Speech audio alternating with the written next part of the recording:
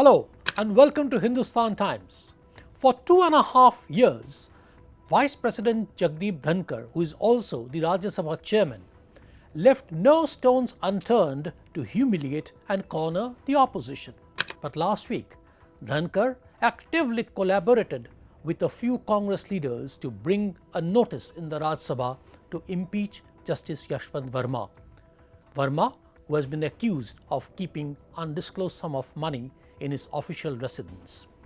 The move cost Dhankhar his job, and for the first time, an Indian Vice President had to leave office unceremoniously.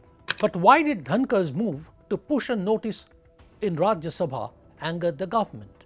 Well, the government had collected signatures of 149 MPs, including the leader of the opposition Rahul Gandhi, to move a notice in the Lok Sabha against Justice Varma. The government wanted to start the impeachment proceedings in the Lok Sabha, but Dhankhar has jeopardized that plan. The question arises, why did Dhankhar take such a step?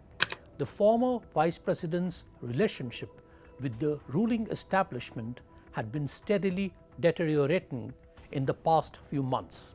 On Sunday, a day before Dhankhar accepted the controversial notice, he had met a senior opposition leader.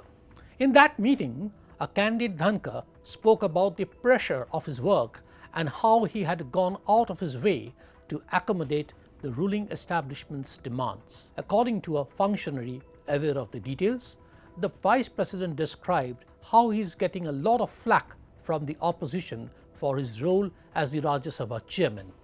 He also was exceptionally cordial to the senior floor leader of the opposition. In fact, he told the opposition leader's secretary, "Remember, you are working with a legend." In that 1-hour meeting, Dhankhar also lamented about what he has got in return. In fact, he said, "Mujhe kya mila?" for whatever the favor, and he also felt bitter that he could not meet US Vice President JD Vance when he came to New Delhi in April. "He is the Vice President of the US and I am the Vice President of India," Dhankhar told the opposition leader. In another meeting, Dhankhar compared the treatment meted out to him by top leadership, and he compared it with how US President Donald Trump had treated Ukrainian President Volodymyr Zelensky.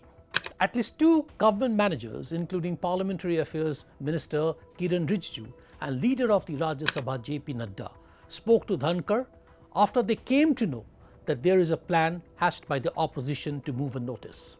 According to the government sources, Rijiju told Dhankhar that in the Lok Sabha there is a process of building consensus on the impeachment, and even pointed out that LOP Rahul Gandhi had signed the notice. He had indicated that the Prime Minister is not happy about the sudden development related to the notice. But what did Dhankhar say? He told Rijiju bluntly that he is acting well within the rules of the House. After Rijiju, even Nadda met Dhankhar and urged him not to take up the notice. But Dhankhar decided to bulldoze and took the opposition's notice. Both the leaders, Rijiju and Nadda, didn't go for the second BSC meeting, which was called on Monday.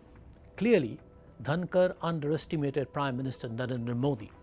In his short-lived rebellion, he had forgot the golden rule of Parliament, which is the opposition has its say, but the government has its way. Dhankhar's miscalculation cost him the job.